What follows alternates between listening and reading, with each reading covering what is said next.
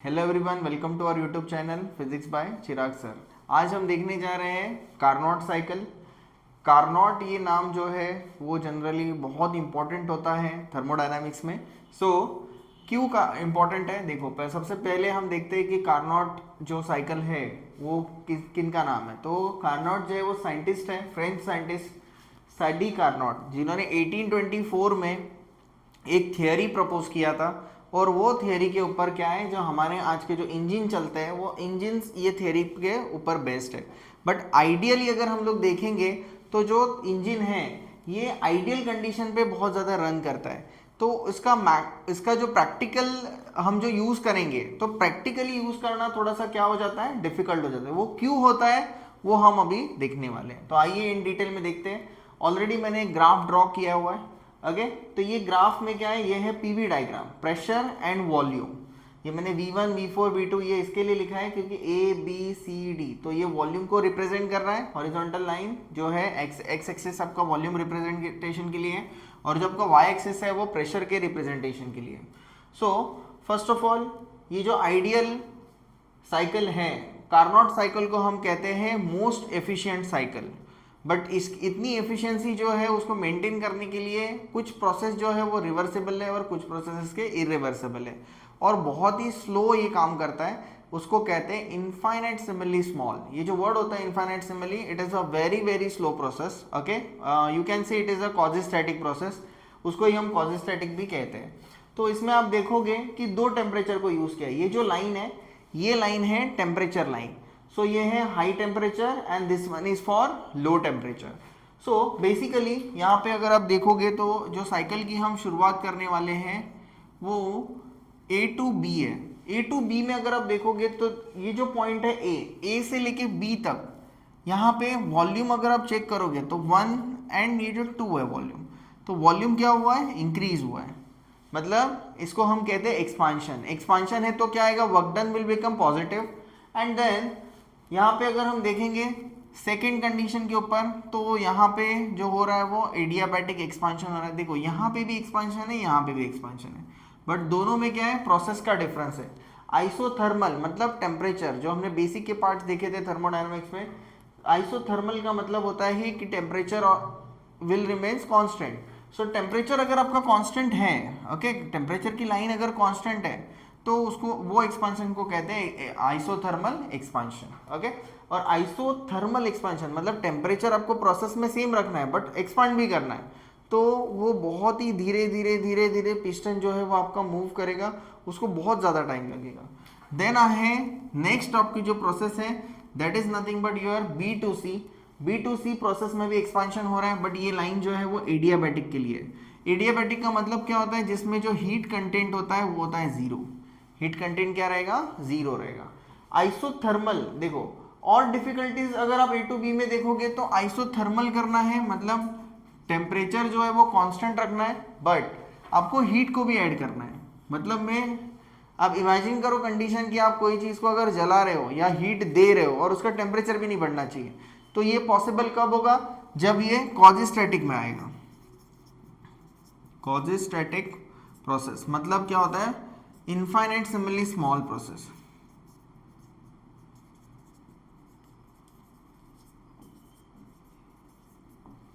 इनफाइनाइटेसिमली small process.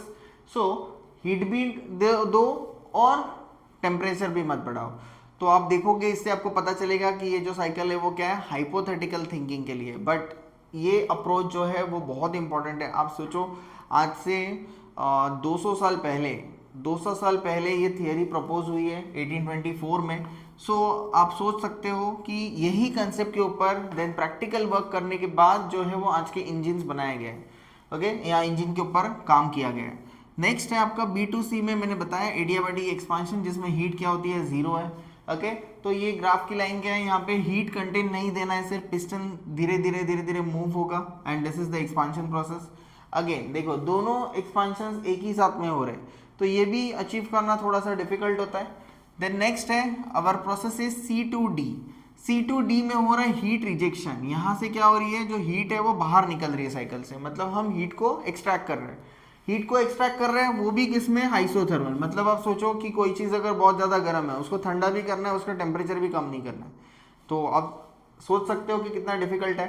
सो ये है isothermal compression. तो ये कंप्रेस कर रहे हैं। कंप्रेशन क्या होगा, जैसे कि देखो 3, यहाँ पे 3 है और यहाँ पे 4 है, तो 3 to 4 वॉल्यूम डिक्रीज हो रहा है, और इसका प्रेशर क्या हो रहा है, थोड़ा इंक्रीज हो रहा है, तो वॉल्यूम डिक्रीज हो रहा है। आइसोथर्मल कंप्रेशन में जो प्रेशर है, प्रेशर डिफरेंस जो है वो कम फॉर्म में आएगा। देन नेक्स्ट, ओके, सो देखो प्रेशर इतना ही बड़ा है आपका, ओके, प्रेशर जो डिफरेंस है वो कम है, लेकिन इसका जो वॉल्यूम में जो कटौती हुई है वो वॉल्यूम बहुत ही ज़्यादा, पिस्टन मूव हुआ है और आइसोथर्मल एक्सपांशन कंप्रेशन हो रहा है। तो यहाँ पे वर्क डन जो आएगा वो आपका वर्क डन क्या रहेगा, work done will become negative. Okay, then after that यहाँ पे हम देखेंगे कि डी टू ए प्रोसेस। तो डी टू ए प्रोसेस में आप देखोगे कि वॉल्यूम बहुत ज़्यादा कम नहीं हो रहा है, लेकिन उसका जो प्रेशर है, प्रेशर ड्रास्टिकली इंक्रीज हो रहा है, क्योंकि ये प्रोसेस क्या है, एडियाबैटिक। एडियाबैटिक का जो स्लोप होता है वो आइसोथर्मल से क्या होता है, थोड़ा ज़्यादा होता है। ओके, तो इसके लिए इसका स्लोप चेक करो आप, ये भी क्वेश्चन एग्जाम में आता है। अगेन आपके थर्मोडायनामिक्स इन 12th स्टैंडर्ड, अगर स्टेट बोर्ड में हो तो 12th स्टैंडर्ड में आएगा, और अगर आप सीबीएसई में हो तो 11th स्टैंडर्ड में ही थर्मोडायनामिक्स दिया हुआ है। तो एडियाबैटिक एक्सपांशन, ये एडियाबैटिक एक्सपांशन नहीं होगा, ये एडियाबैटिक कंप्रेशन होगा। Okay, this is a compression. Okay, adiabatic compression, मैंने करेक्शन किया है यहाँ पे, this will become your adiabatic compression. Okay, so adiabatic compression का जो प्रोसेस है, इसमें क्या होगा कि हीट कंटेंट आपको क्या कर रखना है, 0 रखना है, और उसको कंप्रेस भी करना है। ओके, सो ये कंप्लीट आपका साइकिल है, this is the cyclic process, close cycle के अंदर होता है। ओके, तो इसको हम कहते हैं कार्नोट इंजन, और कार्नोट इंजन जो होता है वो मोस्ट एफिशिएंट इंजन में माना जाता है, जिसके जैसे कि देखो, बट ये आइडियल है। ओके, मीन्स हाइपोथेटिकल है। ओके, सो आई होप आपको कार्नोट इंजन, कार्नोट साइकिल आपको समझ में आया होगा। ओके, और अभी हम देखेंगे इसका एफिशिएंसी कैसे निकालते हैं। तो एफिशिएंसी फॉर द कार्नोट को हम लिखेंगे ईटा सी के फॉर्म में। सो जनरली यहाँ पे क्या होगा, वर्क डन। इफिशियंसी का मतलब ही होता है वर्क डन, या वर्क डन आउटपुट के फॉर्म में आएगा, और यहाँ पे आएगा इनपुट। तो इनपुट में हम दे रहे हीट, इनपुट में हम दे रहे हीट। तो हमने देखा था कि जनरली जो इंजन होता है, नॉर्मल इंजन का डायग्राम आपको निकालना है, कंसेप्चुअल डायग्राम। सो यहाँ पे क्या होगा, वर्क डन हमें मिलेगा, ये यहाँ से आएगा QH, ये हो जाएगा QC, and this will become your. तो ये कार्नोट इंजन है। ओके, यहाँ पे रहेगा temperature higher and temperature lower. तो इसमें से हम, इसमें आएगा आपका output upon input. So output upon input के लिए बेसिकली क्या है, इनपुट में हम दे रहे हैं इसको, इनपुट में हम दे रहे हैं QH, तो नीचे लिखेंगे हम Q suffix H, and input में हम वर्क डन में हमें क्या मिल रहा है, तो QH माइनस QC, तो it will become QH minus QC। Okay, so QH minus QC, इसको क्या करेंगे हम, सेपरेट करेंगे। So this will become QH, तो कट हो जाएगा 1 माइनस QC माइनस QH। इसको अगर टेम्परेचर के फॉर्म में अगर आपको लिखना है कार्नोट एफिशिएंसी, तो आप लिख सकते हो 1 minus TC upon TH। This equation will give you the highest efficiency. Okay, तो ये है आपका Carnot cycle, Carnot heat engine. अभी इससे जो अपोजिट काम करेगा, जो भी है वर्क डन यूटिलाइज करके अगर आपको क्या मिलता है, हीट इनपुट, हीट को एक्सट्रैक्ट करते हैं, तो उसको हम कहते हैं रेफ्रिजरेटर। तो कार्नोट इंजन हीट इंजन है, वैसे ही है कार्नोट रेफ्रिजरेटर भी है।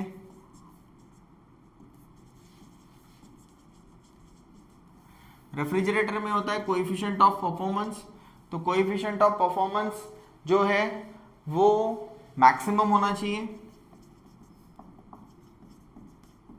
और कार्नोट का जो कोएफिशिएंट ऑफ परफॉर्मेंस होता है वो क्या होता है, मैक्सिमम होता है। ओके, सो ये जो प्रोसेस है, ये प्रोसेस में जनरली आप अगर देखोगे तो ये इरिवर्सिबल एंड रिवर्सिबल प्रोसेस, ये दोनों के ऊपर काम होता है। रिवर्सिबल प्रोसेस मतलब जो प्रोसेस क्या होता है, स्टार्ट टू एंड रिवर्स होती है, और इरिवर्सिबल मतलब जैसे कि नेचुरल प्रोसेस है, वो फिर से हम कन्वर्ट नहीं कर सकते। तो रेफ्रिजरेशन में जनरली क्या होता है कि वर्क डन को हीट के फॉर्म में यूटिलाइज करते हैं, रिवर्स फॉर्म में। ओके, तो this is a irreversible process. Work done को अगर हीट में एक बार हमने ट्रांसफर कर दिया तो उसको हम लोग वापस नहीं लेके आएंगे। और जब भी यही फॉर्मूला इसमें आएगा तो इसमें भी क्या होता है, कोएफिशिएंट ऑफ परफॉर्मेंस। तो कोएफिशिएंट ऑफ परफॉर्मेंस में हम देखते हैं कि refrigeration input that is nothing but the QC। सो यहाँ पे रहेगा QH minus QC, work done हमने दिया। ओके, तो ये फॉर्मेट में अगर आप देखोगे तो टेम्परेचर रहेगा TH माइनस TC के फॉर्म में। यहाँ पे अगर टेम्परेचर डिफरेंस, अगर आप इसको ध्यान से देखोगे तो यहाँ पे देखो प्रोपोर्शनलिटी का साइन जो रहेगा, देखो टेम्परेचर का डिफरेंस ऑब्वियसली अगर कम है तो मेरा कोएफिशिएंट ऑफ परफॉर्मेंस बढ़ेगा, क्योंकि दोनों क्या है, इनवर्सली प्रोपोर्शनल। ओके, और अगर दो चीजों में हॉट एंड कोल्ड रिजर्वायर में अगर टेम्परेचर अगर डिफरेंस अगर मेरा ज्यादा है तो ऑब्वियसली वैल्यू मेरी छोटी हो जाएगी। Okay, so this is nothing but your Carnot refrigeration, same cycle generally आएगा इसमें भी। तो ये है in detail explanation of Carnot cycle, Carnot engine and Carnot refrigerator. Okay okay, तो जस्ट हमने थियरी पढ़ा है कार्नोट साइकिल, कार्नोट रेफ्रिजरेटर के बारे में, तो हम उसके रिलेटेड न्यूमेरिकल्स लेके आए। बहुत ही इजी न्यूमेरिकल्स हैं, बट एग्जाम बोर्ड्स एग्जाम में भी आता है, महाराष्ट्र स्टेट बोर्ड में भी ये एग्जाम्स में आते हैं, आए हुए हैं। Okay, for 2 marks. तो देखो क्वेश्चन है, a Carnot refrigerator operates between 250 degree kelvin and 300 degree kelvin, calculate its coefficient of performance. तो कोएफिशिएंट ऑफ परफॉर्मेंस निकालना है, कार्नोट रेफ्रिजरेटर है। ओके, सो सबसे पहले लिखेंगे हम गिवन डेटा। देखो अगर आप गिवन डेटा निकाल पाओगे तो आपका 20 to 30% जो है वो प्रॉब्लम सॉल्व हो गया। Okay, so Carnot refrigerator operates between 250 degree kelvin तो 300। तो इसमें आपको पता चलेगा कि हायर टेम्परेचर है TH जो दिया है ऑलरेडी केल्विन में 300 degree kelvin, and lower temperature है TC that is nothing but the 250 degree kelvin. Calculate its coefficient of performance, मतलब K की वैल्यू हमें क्या करनी है, फाइंड आउट करनी है। तो जनरली क्या होता है, देखो coefficient of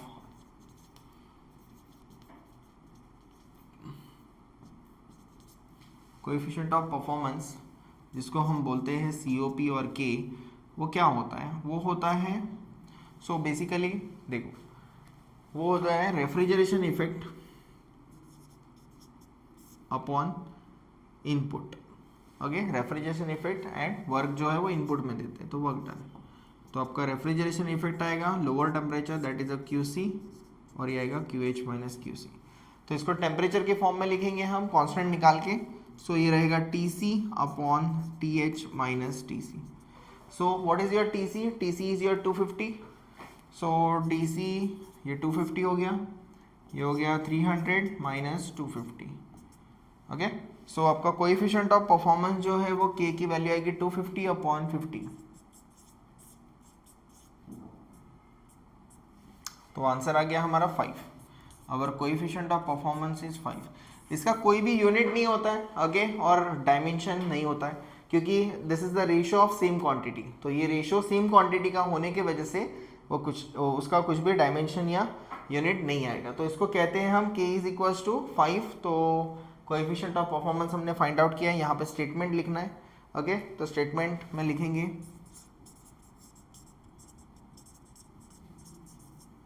coefficient of performance of Carnot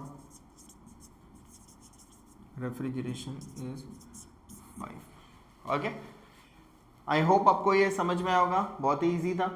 okay, next one, हमने जो हीट इंजन के बारे में पढ़ा, कार्नोट के बारे में, तो वहाँ पे लिखा होगा डायरेक्टली कि कार्नोट रेफ्रिजरेटर है या फिर कार्नोट साइकिल का हमने यूज किया है। ओके, सो देखो the efficiency of Carnot cycle is 75% if the temperature of the hot reservoir is 727, calculate the temperature of the cold reservoir. तो इसमें लिखेंगे हम given data.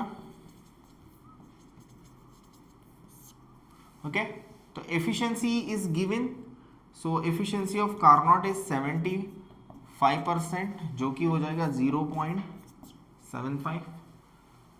Okay, if the temperature of hot reservoir that is nothing but the TH, तो TH की value है 727 degree Celsius. इसको convert करेंगे 727 plus 273, जो हो जाएगा 1000 केल्विन।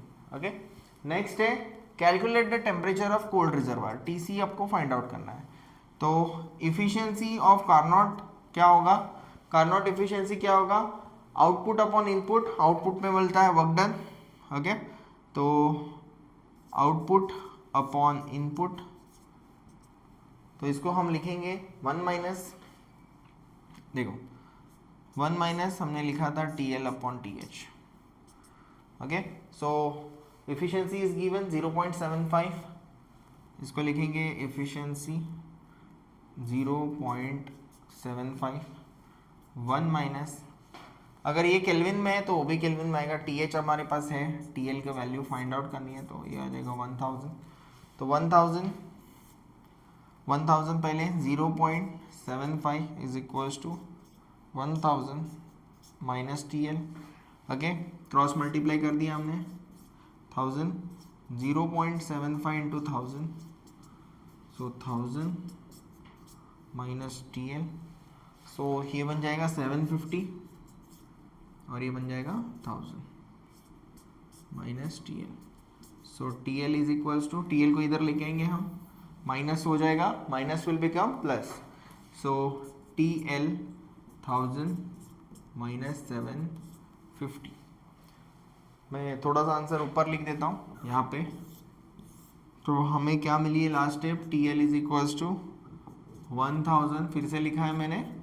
ओके, ये मैंने फिर से लिखा है, तो ध्यान से देखो, ये तो हो जाएगा 250 केल्विन। तो 250 केल्विन, केल्विन में देखो लोएस्ट कोल्ड रिजर्वायर का टेम्परेचर आया 250 केल्विन। 250 केल्विन का मतलब क्या होता है, तो इसको डिग्री में कन्वर्ट करेंगे, तो TL is equals to 250 minus 273, so it will become minus 23 degree Celsius. So the temperature of cold reservoir of Carnot cycle is minus 23 degree Celsius. Okay, I hope आपको ये पूरी थियोरी जो है हमने with numericals हमने solve की है, इसके रिलेटेड न्यूमेरिकल्स आते हैं। ओके, तो हर एक प्रोसेस जो है वो थर्मोडायनामिक्स के हमने न्यूमेरिकल के साथ सॉल्व किए कि आपको बेसिक टू बेसिक से लेके एडवांस तक आप सॉल्व कर पाएंगे एक ही वीडियो में। तो हमने ये दोनों टाइप के न्यूमेरिकल्स भी सॉल्व किए हैं, दोनों टाइप की थियरीज भी हमने पढ़ी है। तो कुछ भी डाउट है तो आप पूछ सकते हो, और वीडियो अगर अच्छा लगा होगा तो आप क्या करो, उसको सब्सक्राइब करो चैनल को, और वीडियो को अपने दोस्तों के साथ शेयर करो और लाइक करो। Thank you.